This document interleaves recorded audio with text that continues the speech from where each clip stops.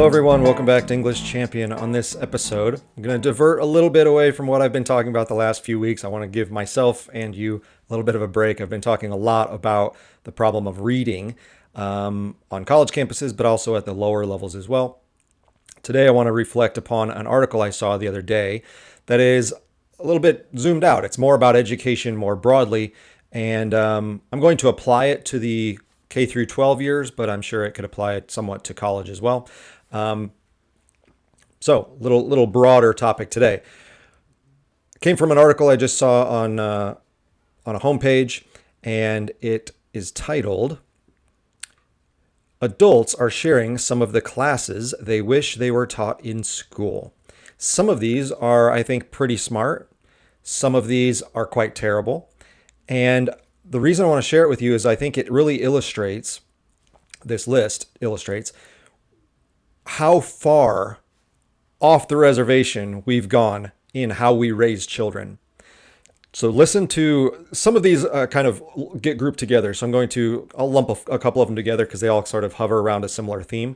But some of these ideas are, again, very illustrative of where we are with our young people today, or since these are adults, how we raised these people when they were younger, because we've had some big problems, and I think we can see the results of those problems out in the culture today. So while this is an education topic based on classes in school, there's much more going on here, and that's what I want to highlight for you for just a few moments here. So the article says, we recently asked the BuzzFeed community, so I'm sure that's a very reputable community, but whatever, it's a survey and anyone can answer, what practical classes they wish they were taught in school. Here are some of their responses. This article, or this listicle, I guess, just came out the other day. When I clicked on the BuzzFeed thing, that was actually published a few months ago, so this isn't brand new. This compilation, though, is what is new, and that's where I saw it. So if you want to go read the full thing, you can, but here are a few of the key ones. So the first person said, what kind of class would you wish were taught back when you were in school? This person said, Basic Human Decency 101. Here's what human decency is. Teach people to put the toilet seat down after use. Hold doors open for others. Put the grocery cart away when you're done. Smoke far away from non-smokers. Don't stand right behind someone at the ATM. Don't litter. Use your turn signal, etc. Just basic human courtesy. So there's several of these that are kind of like how to be a human being in civil society. And it's so funny that people think that this is something that would be appropriate for school, that you need teachers to hold a class to teach you these things.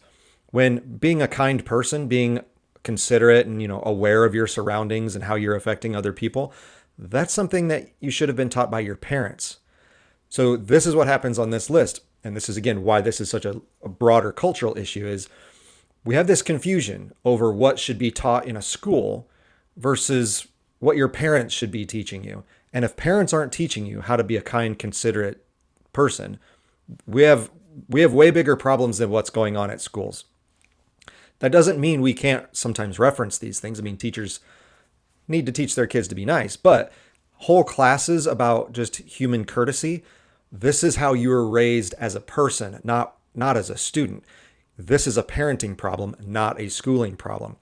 And, these are all fair. One of my biggest pet peeves in the world is the same thing when people don't return their grocery carts. So they're just sitting in the middle of the parking lot, with every breath of wind threatening to dent someone's car. Like, it takes 2 seconds. Walk it over and put it in the cart corral. It's easy. The funny one here is, first thing, teach people to put the toilet seat down after use. This certainly is a female who wrote this. And I'll give you a quick little background on this answer. One of the many reasons I married my wife is because, I don't remember, a long time ago, before we were ever married, over 20 years ago, I don't know what even came up. We were watching a sitcom or comedy routine or something where someone was joking about this whole toilet seat thing, which has been an ongoing thing for 50 years. And she said, I don't understand why women make a big deal out of this. It literally takes as much energy for you to put the seat down as it did for the male to put the seat up. So if you're asking the male to make this motion, why can't you just make this motion?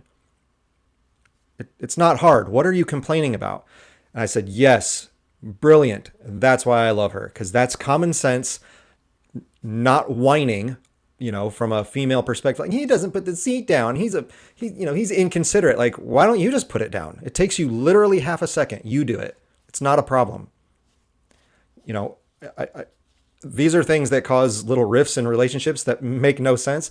It's not about human decency. It's about, like, how about you just take responsibility for yourself, and then you don't have to worry about what other people do. Problem solved. So it's so funny again, though, that this person wants this to be taught in school.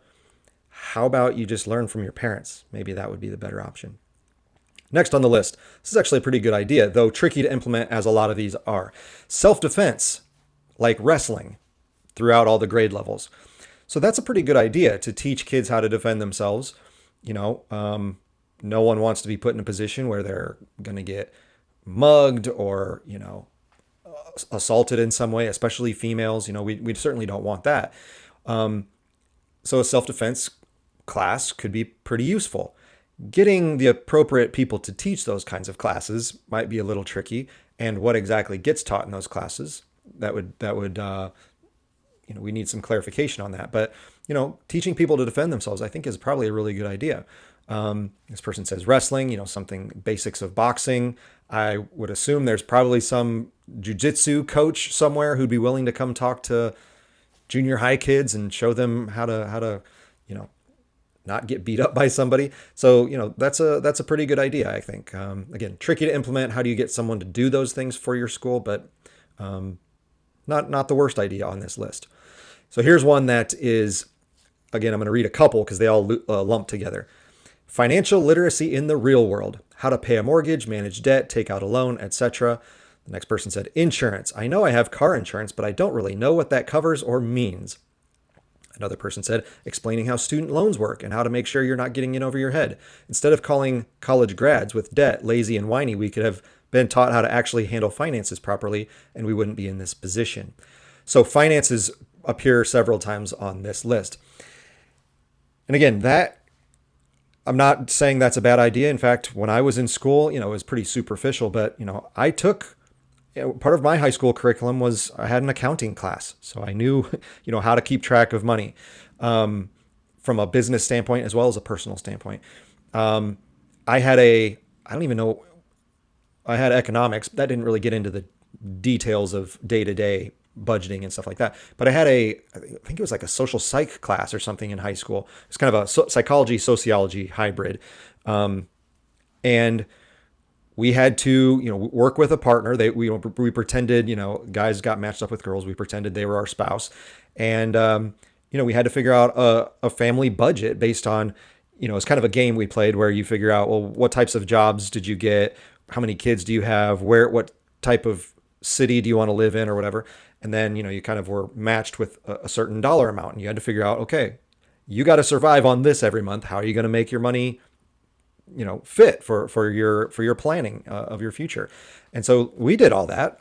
I don't know if that doesn't exist anymore or what, but, I had some classes where we talked about basic personal finances. Now, the other problem with these people's, asking for it to be a class. Do you know what all of these things take? You know what it takes to go over loan paperwork and look at your insurance documents and check out your mortgage payments? Do you know what all that requires? Reading. And yet the very thing all of you people hate is reading. So it's like, I want to learn this stuff. Well, to learn it, you got to read a lot. Well, I don't want to read, but I want to learn it. Like, that doesn't make any sense. All of these documents, all of these financial records that you accumulate when you're an adult, yeah, it's a lot of reading. You could not do it and just wing it, like seems like a lot of people do, and that's how they run up tens of thousands of dollars of credit card debt or student loan debt, and they've got horrible interest rates, and they buy houses they can't afford and all this stuff. Yeah, because you didn't read any paperwork. That's your problem. Or if you're fortunate enough, you could hire a lawyer to do it for you, but now you're paying money to just do the reading that you could have done for free. So it's so interesting how when the real world slaps these people in the face with financial issues and all the, the detailed, annoying paperwork that comes with home ownership, car ownership, health insurance, etc. What does it all boil down to? Reading. You have to be able to read really well. You have to understand vocabulary. You have to understand how to compare different policies or different documents. You got to know what some of the laws are. Yeah, you have to read. So when I told you I wasn't going to talk about reading, so I'm going to move on. But all these people complain about I wish someone would have taught me this when I was younger. Well, maybe they tried to and they said, here, you got to read this and then we'll talk about it in class. And you said, I don't want to read. I don't like reading. It's too hard. It's boring. Well, now you're in the state you're in. So that's how it works. I know a lot of that stuff is very dry, but if you make it personal to you, like, yeah, this is your life. This is your money. Is saving $100,000 on a loan or insurance over the course of, your life, is that worth taking the time to do some reading? Well, you got to decide that. I say yes, but clearly people have thought no, and now they're complaining about it. So it's funny how people don't know what they don't know. Like, you didn't know when teachers were trying to teach you about reading and, close reading and accumulating a broad vocabulary and all that stuff. You didn't think it mattered. And sure enough, it does. And this is what you get. You didn't pay attention in school, and now you struggle with your own insurance payments. One other thing that's about this that's so interesting, and I'll mention this in another one here shortly, is, again, I went to a school where we talked at least a little bit about some of these things. We had to, back when we had checkbooks, like in my accounting class, we had to deal with, again, budgeting. And if you have an expense over here, it ends up over here, and you got to have a checkbook that balances, what your business is doing or what you're doing in your household. Like, we did all that. Plus I did it in my house. My mom taught me how to do all of that kind of stuff. So, these things are out there. I went to a very blue collar public high school. All right. I'm from a relatively small town in Indiana. It's a factory town, and right outside of town is, of course, farming. So that was our population, factories and farms, and the normal jobs of small town life. That's what all our parents did. Most of my friends' parents were construction workers, waiters and waitresses, secretaries, teachers, nurses, all of the normal middle class to lower middle class careers. Didn't mean that was everybody. My father is a college professor. One of my best friends, his dad was a lawyer. So, like, people had jobs that required high education or earned high incomes. There was some of that, but, overwhelmingly 80% of the town would have been middle to lower middle class people. And again, I went to a public school, and yet I had all of these kinds of classes. So when people say, I wish they would have taught us this. I mean, it sounds like you're not in a very good school district. Like, you need to maybe talk to your superintendent and your district about those things, because these things are offered in some places. Again, my school system had none of the frills and fancy things that the school across town had. That was the rich school where the kids who their parents were doctors and lawyers, that's where they went to school. And yet my school had all of this very useful coursework that was available for students to take, because I took that, or I had my friends took them. So they're out there. I understand that, since 2000 or so, there's been a lot of changes in curriculum at various schools. A lot of the government has gotten involved. And again, this is why you as parents, or you as students or whoever, need to be in charge of what goes on in your school system, not relying on the government, either at the federal level or the state level, or even especially those two levels, so that you take charge and go, you know what, we need kids learning these things based on our town population or what we think is going to be useful for when they graduate high school. Here's what we want you guys to teach our kids. And then you discuss that. But if you all just sit around and wait for the government to just tell you what to do, because you keep voting for politicians who want to have their hands in every little thing, well, yeah, you start taking away some of the other classes or other skills or other content areas, pieces of knowledge. You start having everything be a test and all that. And yeah, this is what happens to your school district. So I know things have changed since I was in high school in the mid 90s. But again, you adults could take control of this. You could take charge and stop relying on bureaucracies like the Department of Ed to decide what curriculum your kids should learn. So, get involved. This is an interesting one. Actual geography, someone said. Most people think it's just memorizing countries, but mapping and geospatial thinking is so useful. This is such an interesting idea because now more than ever, we're in a world where, our GPS information is so useful and so ubiquitous. You don't really need a lot of geography because your cell phone can tell you anywhere you need to go and where stuff is located. I think what went wrong with so many schools and getting kids to care about geography is, yeah, it became just like figuring out where something is on a map, and memorizing the capital of that country or whatever. And that's not really the way to teach geography. The way to teach geography would be to talk about how the geographical elements, the land or the water or whatever it is you're talking about, have influenced the people that live there. That is the way to teach geography. You talk about how people have been influenced by the environment they live in, and that is what has led to a large portion of what their culture is. People live a certain way when they live near major rivers. They live a certain way when they live in cold northern climates. They live in a certain way when they live in dry desert climates. Obviously, they live and operate differently if they live in the northern versus southern hemispheres. There's all sorts of ways you could teach geography, but make it about people and people's lives and how they make choices and what they choose to invest in and what things they use to live on a day-to-day basis.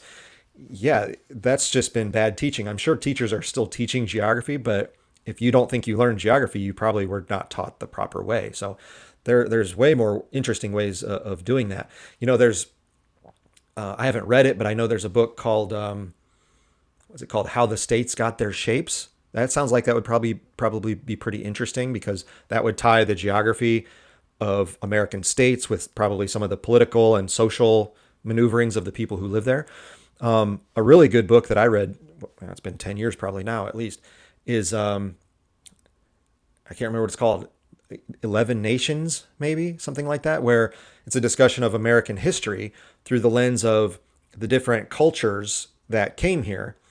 And there's 11 of them that the author offers, and how they have changed or how some of them still exist today. The people who came to settle, Minnesota, those were a certain type of people. And you know what? They still live there today. The people who settled in Alabama, those were a certain type of people, and a lot of them still live there today. And so the customs and cultures that our country is made up of, well, the geography of where they came from and the land that they settled on is all tied up into that. So you could teach geography in a much more interesting way. I don't know if teachers are doing that, sadly. Sounds like they're maybe not. Next one says mental health. So many students have anxiety, depression, etc., and don't know what's going on with themselves. Even if someone doesn't have a mental illness, their friends probably do, and it's good to know how to help a friend. All right, so the research is becoming increasingly clear that the more you talk about mental health, the worse it gets. So there's kind of like this constant dwelling on something kind of highlights it constantly, and now you're sort of obsessed with it. And now every little thing you see, you kind of self-diagnose constantly. And that's just not good. Obviously, people have problems. Kids have problems that they need help with, but this is not something for schools. This is something for parents. So, every school has a guidance counselor that they hopefully are somewhat professional in that kind of stuff. So if you have a problem at school, there is someone to talk to.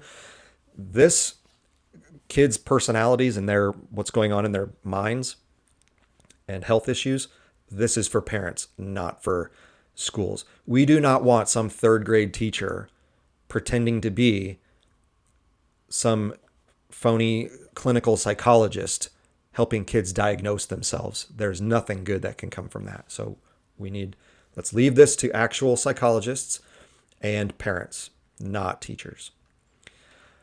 Another person said American Sign Language. Even if people don't retain most of what they learn, they'll at least know common signs to communicate with deaf people.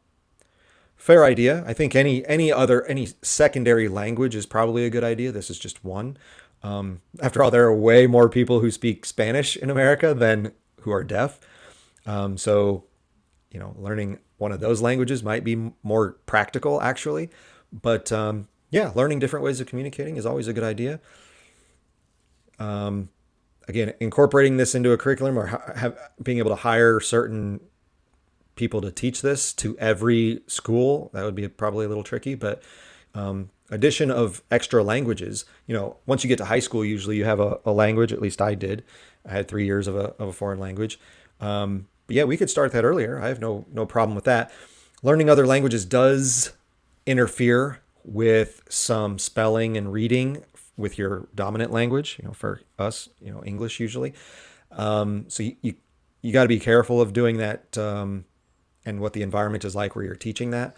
There's sort of special rules you need to follow, but yeah, I think introducing students to other languages is always a good idea. Media literacy, like how to discern between factual and conspiracy content, fact checking and interpreting and researching political ads, who's paying for this ad, etc. Yeah, this is good. Most schools, I think, do this. This didn't exist when I was younger because we didn't even have the internet yet, or the internet just came out when I was in starting high school.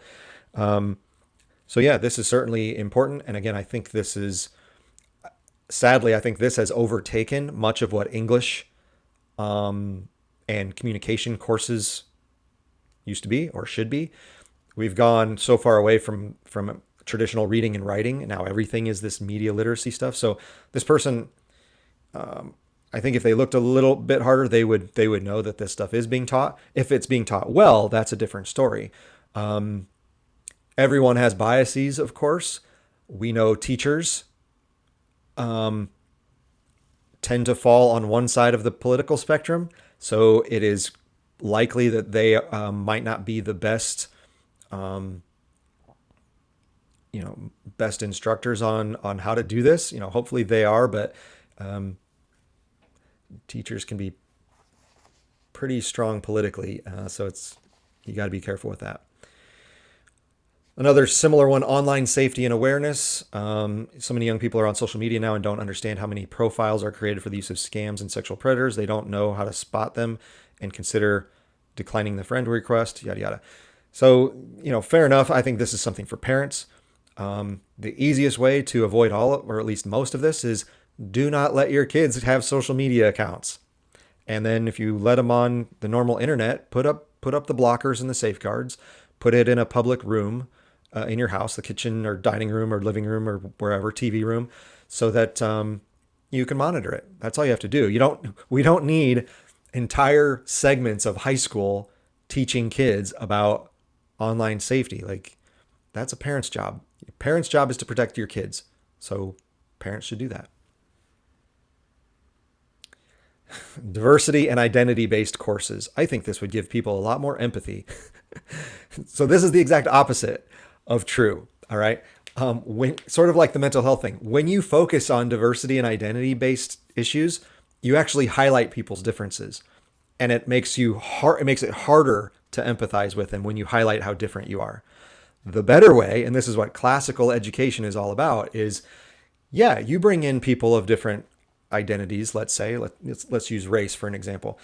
As an English teacher, I incorporate pieces of literature from different authors from different backgrounds. Of course, if it's good, I want to share it with kids because I want kids to read good stuff. What you teach, though, when you're teaching those diverse authors and diverse texts, is you highlight how much, even though you think you might be different than that person, you highlight how much you have in common. That's the goal. That's how you build empathy, so that you stop seeing that person as someone so different than you. When I read Frederick Douglass, which I've taught in class, like, why do I teach his narrative? Is it to just fulfill an identity and diversity quota that I need to teach African American literature, so I guess I'll teach this? No, I teach that short book because it's an amazing story of human struggle. And do we as 21st century, in this case, white people, exactly know what it's like to be born into slavery in the 19th century? Well, no. But do I know what it's like to be treated unfairly? Do I know what it's like for people to look down on you in some way? Do I know what it's like to struggle against certain systems that are in place? Yeah, we all do. Everyone feels that at some point. So that's what you highlight. You don't highlight diverse materials for the sake of diversity. You highlight it because it has something important about it that everyone can relate to. Because it's the same thing of why, I teach Shakespeare. Like, do I know what it's like to grow up in the 16th century Elizabethan England? No. Other than what I read in history books, I don't know what that's like personally. But can I relate to all of Shakespeare's characters? Absolutely, I can. So it's not just about race or gender or any of that kind of stuff. Our job as teachers is to help people connect to all different types of people, not because we're so diverse, but because we're all so similar.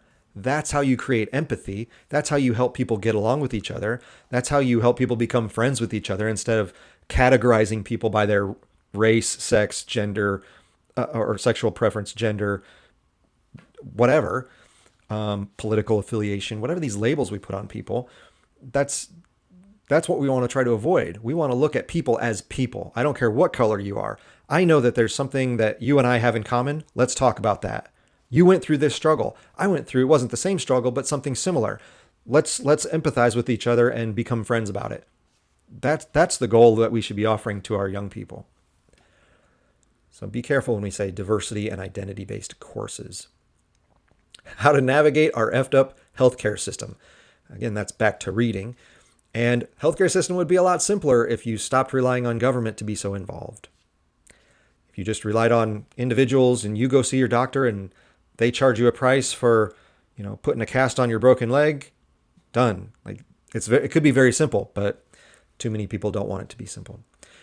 This is an interesting one, and I like this one. How to write a business plan. The math involved with cost and profits, how to present yourself to a bank to maximize loan potential. We'd have more entrepreneurs and more successful local businesses this way. I like it. I think incorporating more economic thinking for young people all the way down to the earliest grades would be great. Again, I had pieces of this in some of my coursework in high school. The problem tends to be, especially at the high school level, it's not so much at college, where a lot of these people who have run businesses and who are experts at crafting these documents and preparing a proposal for a business, people who have done that, they tend to migrate towards, if they're going to teach people, they go teach college students. Getting people who have actually run businesses to come down to the high school level or lower to teach these classes might be a little tricky because most teachers don't know how to do this. And it's people go into teaching for the opposite reason that people go into entrepreneurship. Teaching is a very secure job. I know exactly where I'm going to be next year. I know what I'm going to be teaching. I know what my salary is going to be, and people like consistency. As someone who's transitioning from teaching to running my own business, yeah, it's a bit nerve-wracking. And so not many people want to do that because you constantly are adjusting and you don't know when your next paycheck is coming, and it's difficult. So getting people to come to classes to teach that it might be a little tricky because the normal teachers, most of them don't know how to do that. So if we could get more business people involved at the lower level schools, that would be great. That's a good idea. A course on interpersonal relationships and how to conduct yourself with various personality types, how to recognize an unproductive conversation or argument, conflict resolution, basic social psychology. So this is something that is talked about at the college level. If you take an interpersonal communications course, even many speech classes cover this kind of stuff. I took speech in high school. We really didn't get into the kind of personal components of speech. It was more like giving presentations. So they could incorporate this kind of stuff. How to get along with people, how to persuade people who are different than you or who are antagonistic to an idea you have, something like that. You could cover this in a business class. This could be covered in a psychology class. Not many high schools have psychology, but again, a lot do. But again, this could be done in a speech type of class. So, even in English, I teach some of this. It's usually done more through writing rather than speaking. But I constantly have to teach students about putting yourself in the mind of another person and imagining how might they respond if I present this argument, or if they think this way, how would I counter that position? So any teacher can teach this. It doesn't have to be its own course, but these basic social skills. Again, that could also be something parents should teach you how to get along with other people as well. So again, another thing that we don't necessarily have to rely on teachers to do. Education in the trades, HVAC, plumbing, electrical, cooking, baking, etc. Well, there are already schools for this. You go to a trade school. So that's available already. Anyone can do that. Cooking and baking stuff. Again, there are culinary schools already. I had this stuff in junior high. I'm a pretty decent cook now because I had those classes when I was 12, 13, 14, 15 years old, because I had one in high school too. We had home ec where we learned, it wasn't for trade, it was more just for yourself. But, yeah, we learned how to cook and bake and budget for what you have to buy at the grocery store and all of those things. We learned how to sew. We learned how to, the basics of parenting and maintaining a household and all that stuff. So these things, if they don't exist anymore, again, talk to your local school districts about putting them back in, because those are very helpful because they're real world practical life skills. And when you get a little more advanced, there are already trade schools for this stuff. So those integrate very nicely. Here's another one that's along those lines. Basic car maintenance should be taught in high school driver's ed, how to change a tire, how to change the oil, how to change the air filter, etc. Again, parents can teach you that. But having a component of that in driver's ed, that's not a horrible idea. I had driver's ed through my high school in the summer. And yeah, we didn't learn anything about maintenance. It was just the driving. Also, though, again, my high school, basic public high school with limited resources in a blue collar town, we had automotive maintenance classes. It was usually a lot of the guys who knew they weren't going to go to college and liked working on using their hands and working on cars and stuff. They're the ones who took that class, but it was open to anyone.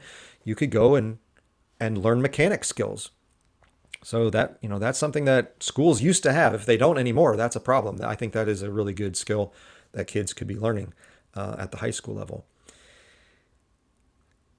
Last two on this list. In-depth sex education. Not just the physical act of it, but everything else surrounding it. Sex positivity, jealousy, rejection, and what a healthy relationship looks like.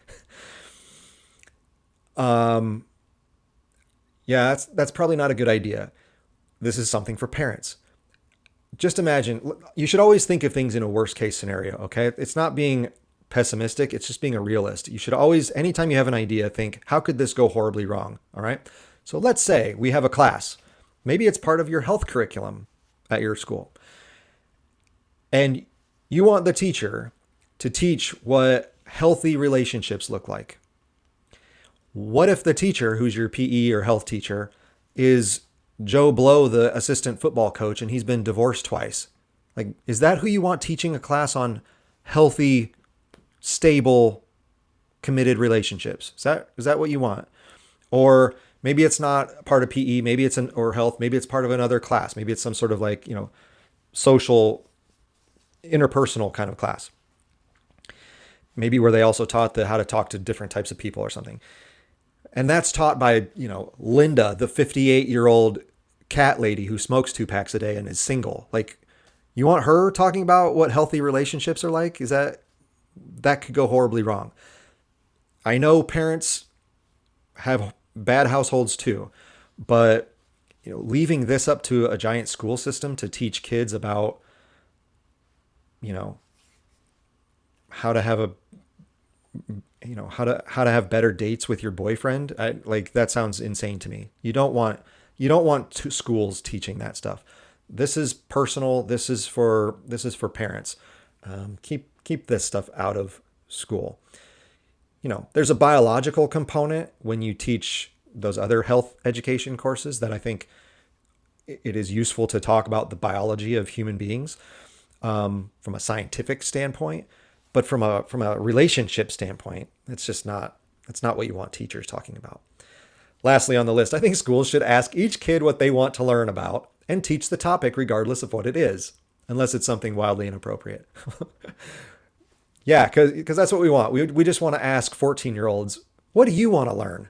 Because they have a good idea of what they want to learn, right? They're going to say, I want to play video games all day. That's what I want to do. So, there's a reason that we are educators. We're supposed to have a large amount of education. We know the best things from the past that we should hold on to and pass on that wisdom to our young people. That's what education is for. It's because we've lived it, we've studied it, and we know what's true and good and just and beautiful, and we want to share those with the next generation. The young kids don't know that, so we need to teach them. So asking them, what do you want to learn about? Yeah, you're gonna get a couple really bright kids who want to learn about space exploration and medical advancements and stuff like that, or, the great works of Charles Dickens or something like, yeah, you're going to have a few of those, but almost everyone else, they don't have an answer for that. They don't know what they're doing there.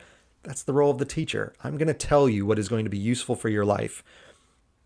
Here are the lessons and wisdom that I can give you. That's what schools are for.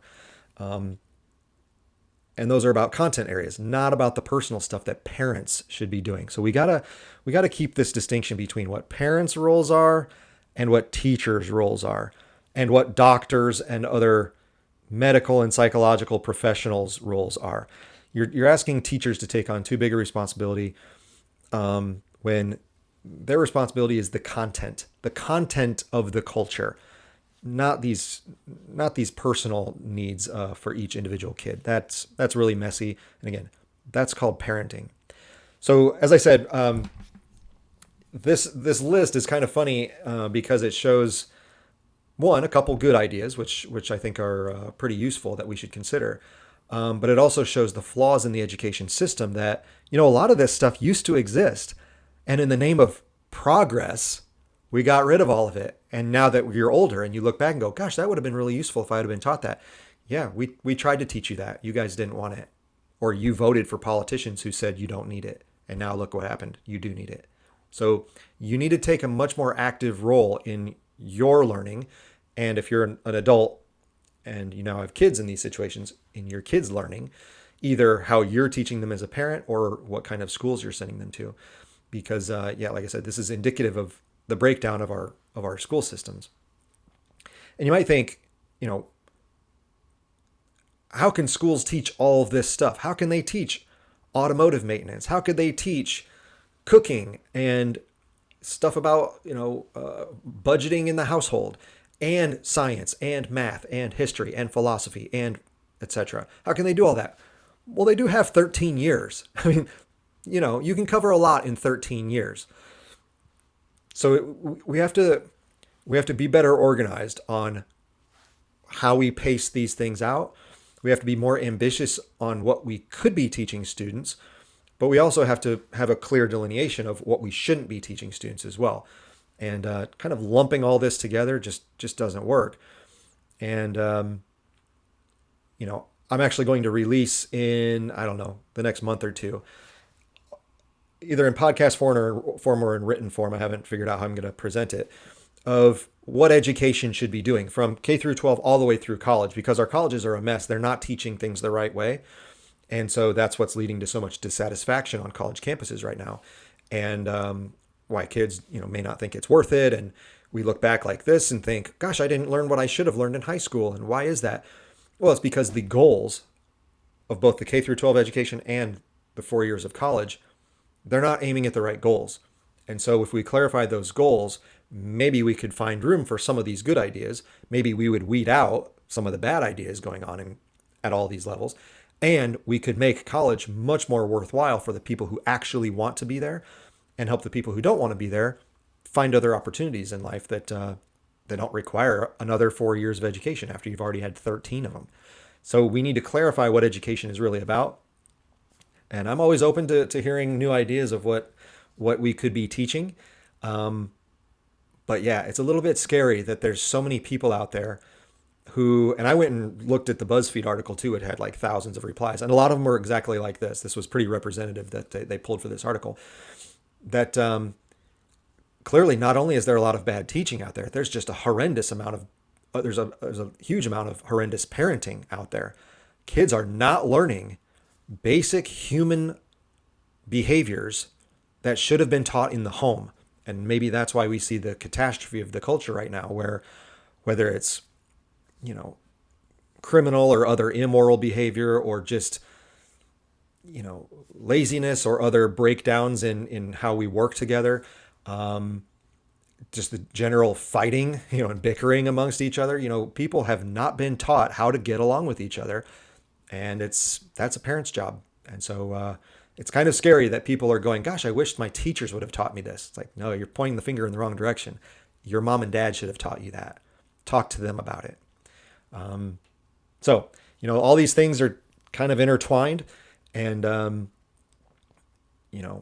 all of it leads to the culture that we have. It's all a mixture of parenting plays a role, teaching plays a role, our other social institutions play a role, our other political institutions play a role, and then they all come together and we have this big mess. And part of it is we aren't keeping them separate on it. You should be doing this and you should be doing this. Don't do this. That's his job. You do this. We assigned, we hired you to do that, or we voted for you to do this. We've got to keep those things distinct. Otherwise it just becomes chaos, and that's what's happening. So interesting piece. Hopefully that was a little more enjoyable than me harping on just reading the whole time. But notice how reading keeps coming back, even when I'm not trying to talk about it. Other people who aren't even in education bring it up themselves, or at least ideas related to it. So something to think about. All right, that's all for today. See you next time. Thanks for listening. Big announcements coming here in the coming weeks on English Champion, so keep tuning in. I've got some big changes that are coming up and some new projects, so be on the lookout for that.